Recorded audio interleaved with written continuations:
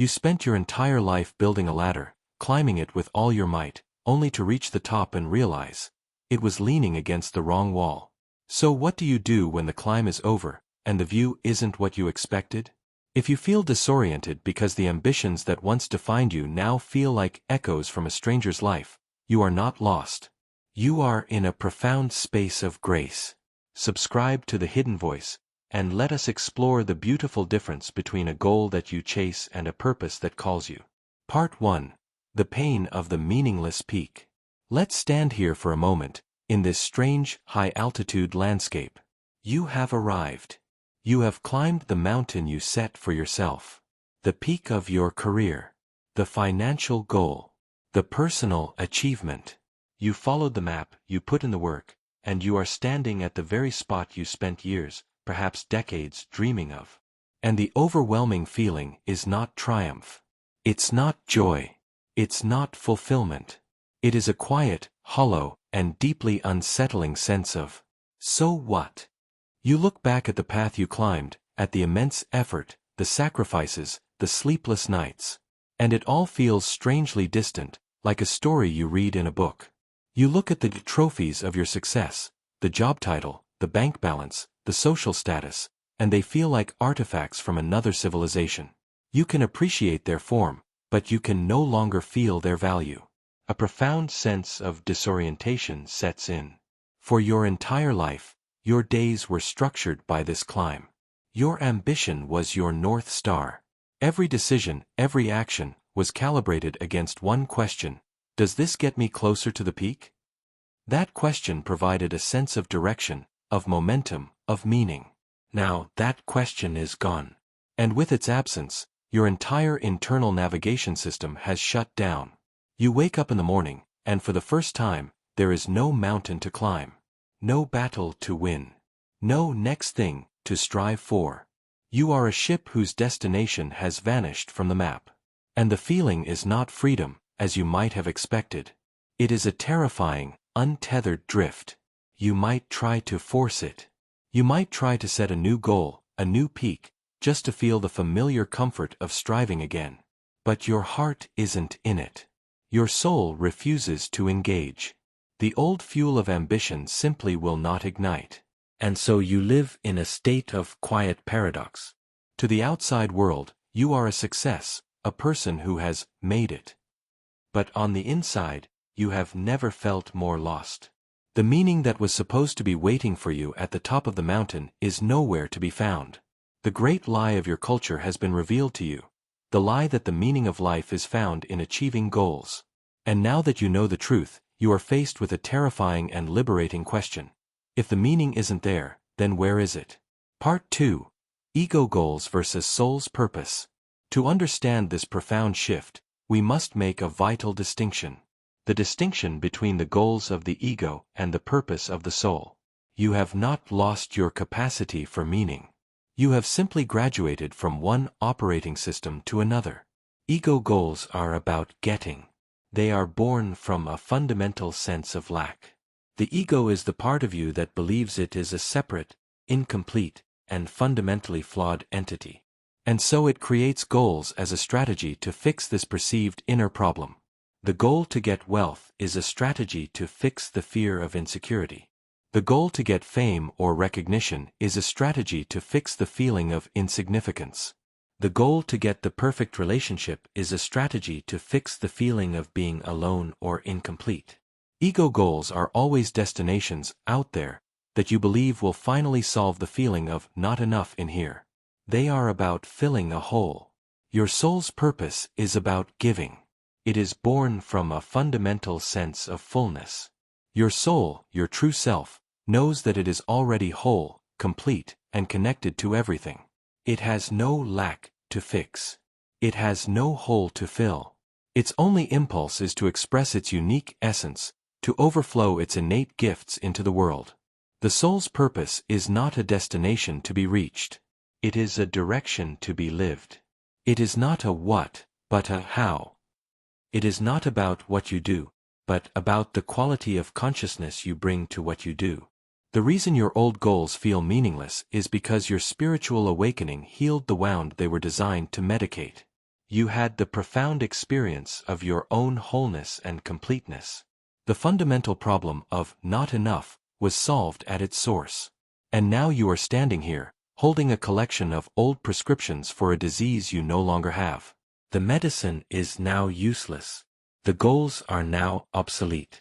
The emptiness you feel is not a true emptiness. It is simply the space created by the removal of the old, frantic, need-based striving. For the first time, you are not being pushed from behind by your fears. What comes next is not a new and better set of goals to chase. What comes next is learning to stand still in this new fullness, and to listen. To listen for the quiet, joyful, and often illogical pull of your soul's purpose, which asks not, "What can I get?" but, "What is the unique gift that I was born to give?" You are moving from a life of ambition to a life of mission. And that is the greatest journey of all. Part 3. The Somatics of Ambition. This shift from ego goals to soul purpose is not just an intellectual idea.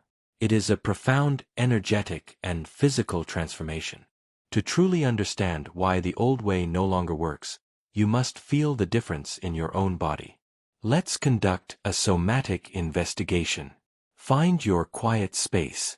Settle into your body, and let's travel back in time, not to a memory, but to a feeling. I want you to recall the energetic signature of your old ambition. Bring to mind a time when you were in the full force of striving for one of your big goals. The career promotion. The financial target. The personal achievement. Don't focus on the details of the goal, but on the feeling of the chase. And now, locate that feeling in your body. Where did it live? For many of us, the energy of ambition lived in the chest, as a tightening, a relentless forward-pulling ache. A feeling of anxious momentum. Feel it in your shoulders. Was there a tension? A sense of carrying a great weight, the burden of your own expectations? Feel it in your jaw and your hands. Were they clenched? Braced for a fight, ready to push through obstacles? Feel it in your stomach. Was there a knot of anxiety? A low-grade hum of fear, the fear of failure, the fear of not being good enough? This is the somatic signature of an ego goal. It is the energy of push. It is a state of tension, of striving, of contraction.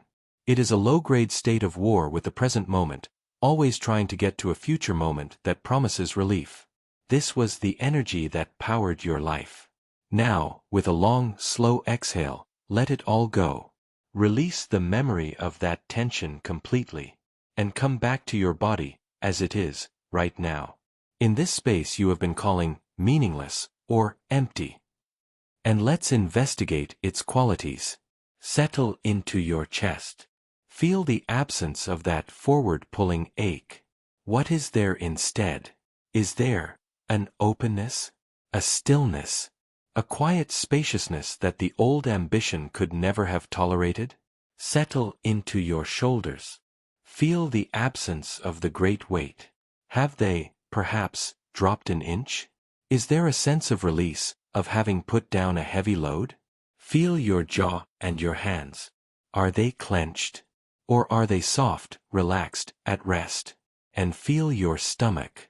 Is it tied in knots of anxiety? Or is there a quiet peace there? A simple neutrality, an absence of the old battle. This is the somatic signature of your soul's presence. It is the energy of being, not doing. It is a state of relaxation, of openness, of expansion. It is a state of profound peace with the present moment. Now, compare the two. The tense, contracted, anxious energy of the old goals, and the relaxed, open, peaceful energy of this present moment. The peace you are feeling now is what your mind has been mislabeling as meaningless. Why? Because the mind, the ego, only knows how to define itself through tension, through problems, through striving. It mistakes the absence of war for the absence of life. The truth is the exact opposite. The peace you are feeling is the sign that you are more alive than ever before. You are no longer wasting your precious life force on the internal friction of an ego at war with itself. You have, perhaps for the first time, come to a place of profound inner peace. And it is from this peace, not from the old tension, that your true life's work is waiting to be born. Part 4. The Lineage of Wisdom. You now stand in this new, peaceful, but disorienting landscape, without your old maps of ambition. And you ask, how do I navigate now? How do I know what to do next? You have been given a new, infinitely more sophisticated guidance system, but you have not yet learned how to read it. The great mythologist and writer, Joseph Campbell, spent his life studying the great myths and spiritual journeys of humanity. He distilled the essence of all of these heroic paths into a single, powerful concept, the hero's journey. And after decades of study, he gave his students one, simple, profound piece of navigational advice. He said, "Follow your bliss." Now, our ego mind immediately misunderstands this. It hears, do whatever feels good, chase pleasure, be hedonistic. But this was not at all what Campbell meant. He was not talking about the superficial bliss of the ego, the fleeting pleasure of a new purchase or a moment of praise. He was talking about a much deeper resonance. The word bliss, as he used it, could be translated as the deep, quiet, authentic joy that signals you are in alignment with your soul's purpose. It is the feeling of your own life force resonating with a particular activity or path. It is the feeling of coming home to yourself. Campbell's advice was a radical departure from the goal-setting mentality of the world. The world tells you to follow logic, to follow the money, to follow a pre-approved plan. Campbell said, no. The greatest adventures are found when you have the courage to follow the quiet, and often illogical, pull of your own authentic joy. He taught that this bliss is your soul's compass. It is the universe's way of leaving you a trail of breadcrumbs, leading you toward the life you were meant to live. Your only job is to have the sensitivity to notice the breadcrumbs, and the courage to follow them, even when they lead you off the beaten path. This is what comes next for you. You are being asked to stop navigating your life with the clumsy, outdated map of your logical mind, and to start using the exquisitely sensitive compass of your heart's resonance. Your old goals were destinations you thought you should go to. Your new path is revealed one step at a time, by following the feeling of what makes you feel most alive, most authentic, most you. The old way was about achieving. The new way is about aligning. The old way was about pushing your way up the ladder. The new way is about listening for the song of your own soul, and having the courage to walk in the direction of its music. This is the great adventure that begins only after the old ambitions have died. And it is a journey far more thrilling than any mountain your ego could have ever conceived of climbing. Part 5. The Parable of the Merchant and the Pearl. To understand the profound shift from a life of many goals to a life of a single, unifying purpose, let us tell an ancient story. The story of a merchant. This merchant was a master of his trade. His entire life had been dedicated to the pursuit of valuable things. He traveled the world, learning to identify the finest silks, the rarest spices, the most exquisite jewels. He was an expert in assessing the worth of things. His warehouses were full of precious goods, and his reputation was immense. His life was a complex and successful portfolio of many different assets. These were his ego goals, each one valuable, each one a testament to his skill and effort. He was proud of his collection. It gave him his identity. He was the merchant of fine things. His days were filled with the busy work of acquiring, managing, and trading his many assets. And for a long time, this was enough. Then one day, while visiting a distant market, he was shown something he had never seen before. A pearl. But it was unlike any other pearl. It had a luster that seemed to shine with its own inner light. It was so perfectly formed, so profoundly beautiful, that the moment he saw it, his entire world shifted on its axis. In that instant of recognition, a new kind of knowing dawned in his heart. He realized that this single pearl was worth more than everything in his warehouses combined. It was not just another valuable asset to be added to his collection. It was the thing that rendered the rest of his collection meaningless. His life, which had been a complex equation of acquiring many things, suddenly became breathtakingly simple. There was only one thing that mattered now: this pearl. The story says that the merchant went away, and with a joyful and unconflicted heart, he sold everything he had. He sold the rare silks. He sold the exotic spices. He sold the fine jewels. He liquidated his entire former identity, his entire life's work. He did not see it as a sacrifice. He saw it as a joyful exchange. He was trading 1,000 good things for the one single great thing. And with the proceeds, he went back and bought the pearl. This is the journey you are on. Your old goals, the career, the status, the achievements, were your collection of fine things. They were valuable in the economy of the ego. They gave you your identity. And you were a successful merchant. But your spiritual awakening was the moment you were shown the pearl. The pearl is your soul's purpose. It is that one, unique, authentic expression of your being that holds more value and meaning than all of your other ambitions combined. And the moment you truly saw it, even for a second, the value of everything else in your life's warehouse began to fade. The meaninglessness you feel toward your old goals is not a sign that you are lost. It is the sign that you have found something infinitely more valuable. You are in the process of selling all you have. You are in the great liquidation of your old identity.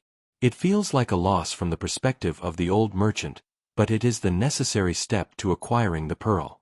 What comes next for you is not to start a new business trading in different goods. What comes next is to live a life in devotion to your pearl. To find it, to cherish it, and to let its singular radiant light illuminate your every action. Part 6. The Vow of Authenticity. Does this story of the merchant and the pearl resonate with you? Do you feel that profound shift in your own heart, that reevaluation of what is truly valuable? If this parable helps you to name your own journey, I invite you to join this community of pearl seekers. Subscribe to The Hidden Voice. This is a space for those who are willing to trade the cluttered warehouses of the ego for the simple, profound beauty of their own soul's purpose. And now, we must consciously align with this new economy of meaning. The old you was driven by a vow of achievement. The new you must be guided by a vow of authenticity. This is a commitment to honor your own unique pearl, even if the world doesn't understand its value. Find your center. Connect with that quiet place within you that recognizes the pearl, that knows what is truly real for you. And from that place of inner knowing, make this vow. I now recognize that my old goals were valuable assets in a life that is now complete. I honor the journey of the merchant, and I now joyfully and willingly enter the journey of the pearl keeper. I release the need for my life to look successful by the old standards. I release the need to collect many fine things. I am now dedicating my life to the one great thing, the discovery and expression of my own authentic, soul-level purpose. Now, let's make this your new principle for living. From this day forward, I vow to live a life of authenticity over a life of ambition.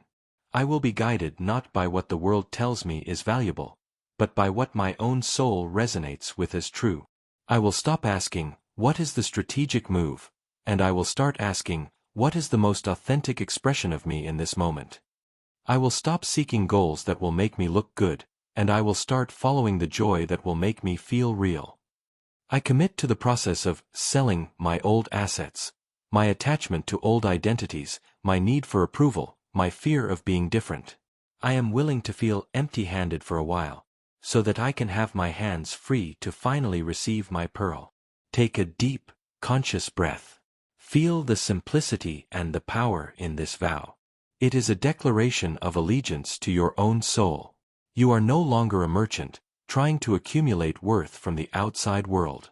You are a pearl keeper, whose only job is to protect, cherish, and radiate the immense value that is already within you. The search is over. The expression begins. Part 7. The Uncarved Block. You have made the vow to live from authenticity, to be the keeper of your own inner pearl. But a question naturally arises, how do I find this pearl? If my old goals are gone, how does my new purpose reveal itself? This is where we must understand the nature of how the soul communicates. The ego communicates in loud, clear, logical goals. It creates 5-year plans and detailed strategies. It operates like an architect drawing a blueprint. The soul does not work that way. The soul communicates in whispers, in feelings, in synchronicities, in the quiet language of resonance. It does not hand you a finished blueprint. It hands you a single, golden thread, and invites you to follow. In Taoist philosophy, there is a concept known as the uncarved block. This refers to a state of pure, unconditioned potential. It is wood in its natural state, before it has been carved into a specific object, before it has been limited to a single function. In its uncarved state, it could become anything. Your ego goals were the act of carving the block. I will be a doctor. I will be a millionaire. I will be a famous artist. With each goal, you carved away possibilities, defining yourself more and more narrowly. The phase you are in now, where your old goals feel meaningless, is the universe's way of returning you to the state of the uncarved block. You feel purposeless, because you are no longer limited to being just one thing. You have been restored to a state of infinite potential. And so, what comes next is not about choosing a new carving for yourself. It is about learning to stay in the state of the uncarved block, and allowing the universe, the great artist, to begin its own, more masterful carving through you. This is a profound shift from a push to a pull dynamic. The ego pushes its will onto the world, trying to force the block of wood into a shape it has predetermined.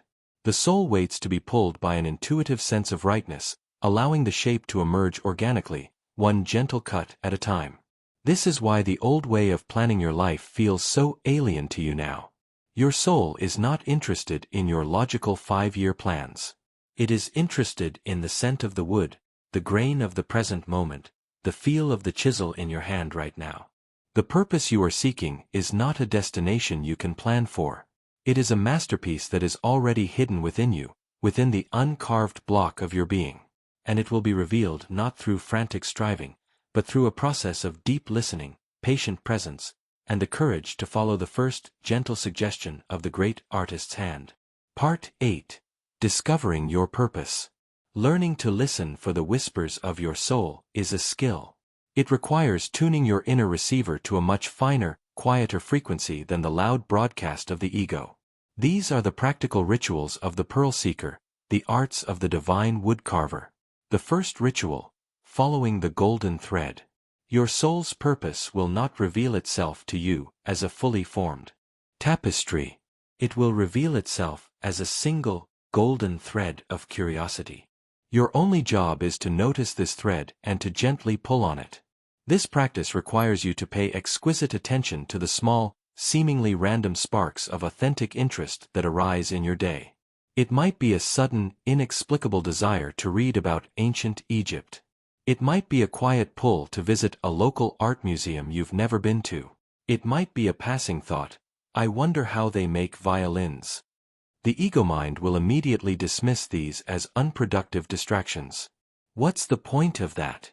How will that help you reach your goals? Your ritual is to lovingly ignore the ego mind and to honor the thread. You don't have to become an Egyptologist. Just spend 30 minutes reading an article. You don't have to become an art critic. Just go to the museum for an hour and see which painting speaks to you. You don't have to become a luthier. Just watch a short documentary on YouTube. Your practice is to follow these tiny, joyful, illogical pulls without needing to know where they will lead.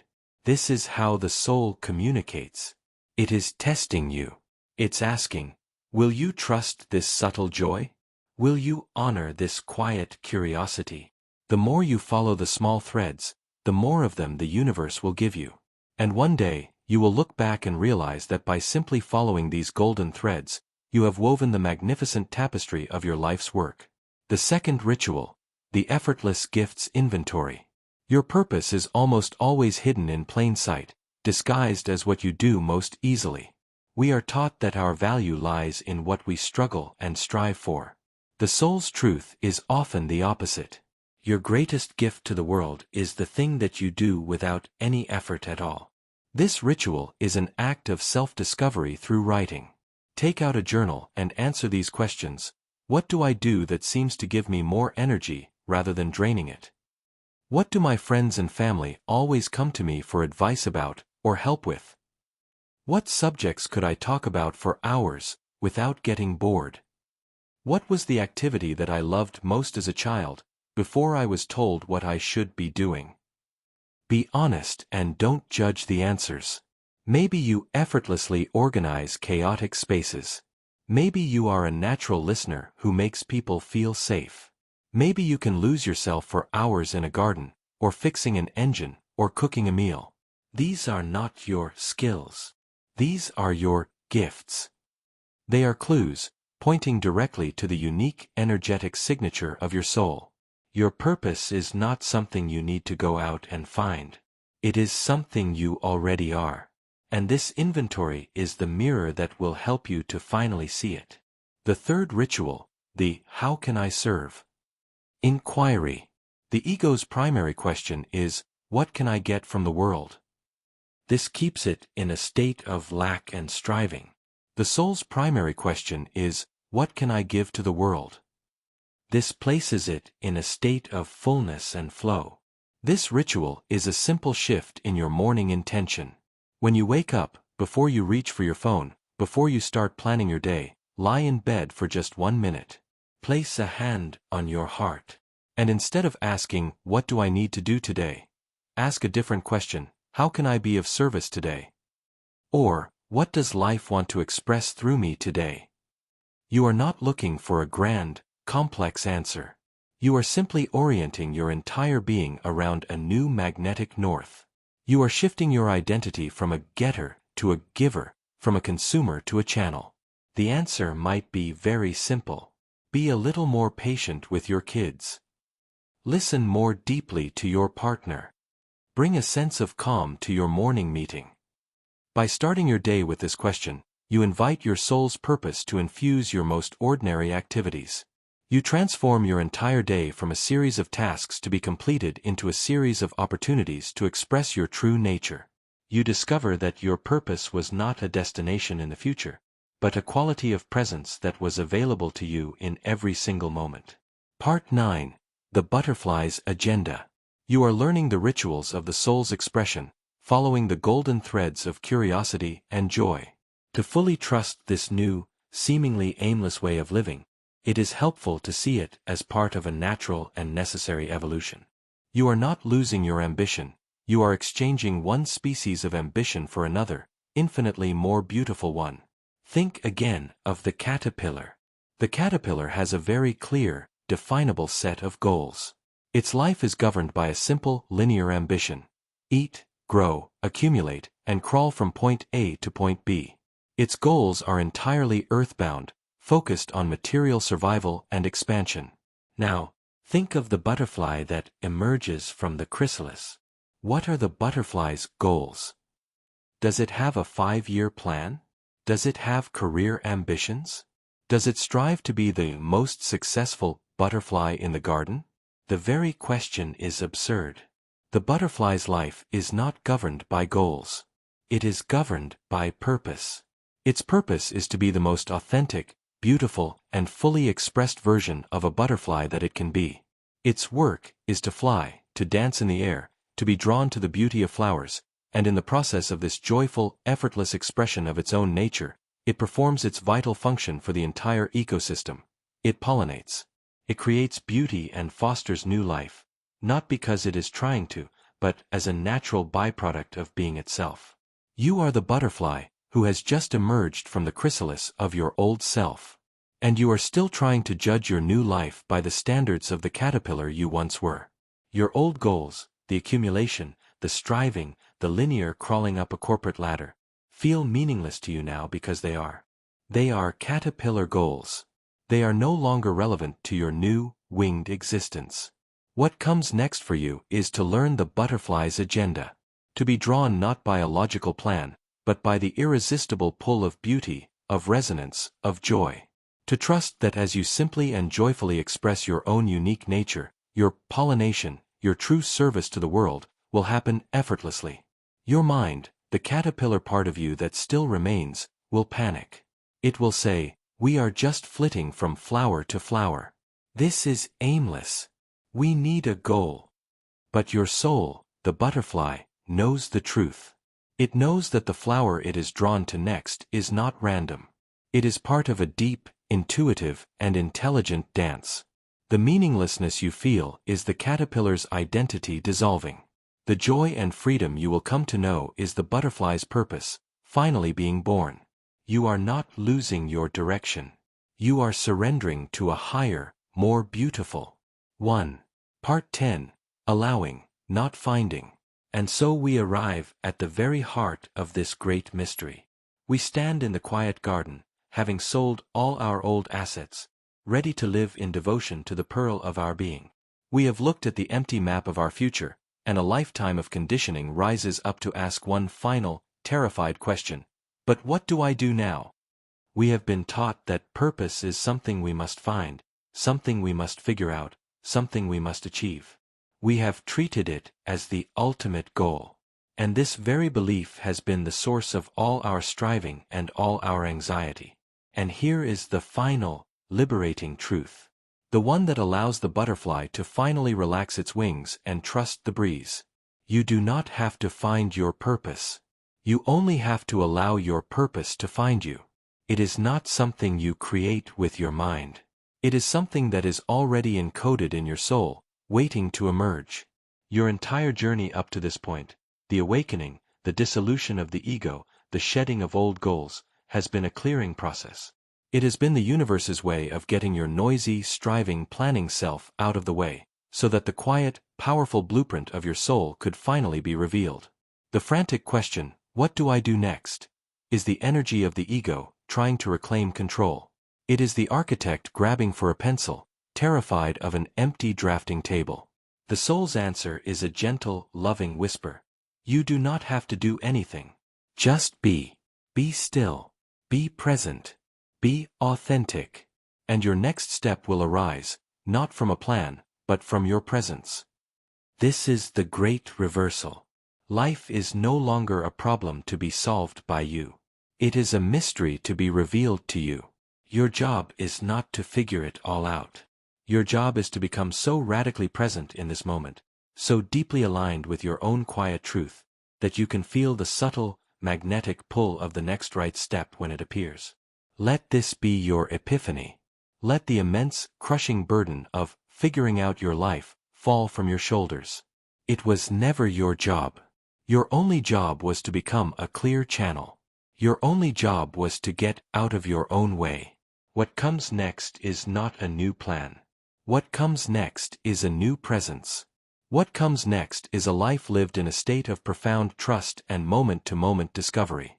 You will not know your purpose 5 years from now. You may not even know it 5 minutes from now.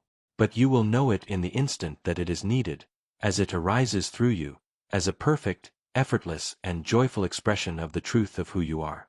The search for meaning is over. The adventure of allowing meaning to express itself through you is just beginning. This life of effortless, authentic expression is your birthright. If this journey has helped you to let go of the old ladder and trust in the emergence of your own beautiful purpose, then help us share this message of liberation. Subscribe to The Hidden Voice. Like and share this journey. Every interaction you make helps someone else to stop striving and to start listening, to trade the exhaustion of ambition for the joy of authenticity. Thank you for your courage to stand on the meaningless peak and to choose a new adventure. The world is waiting for the unique gift that only you can give.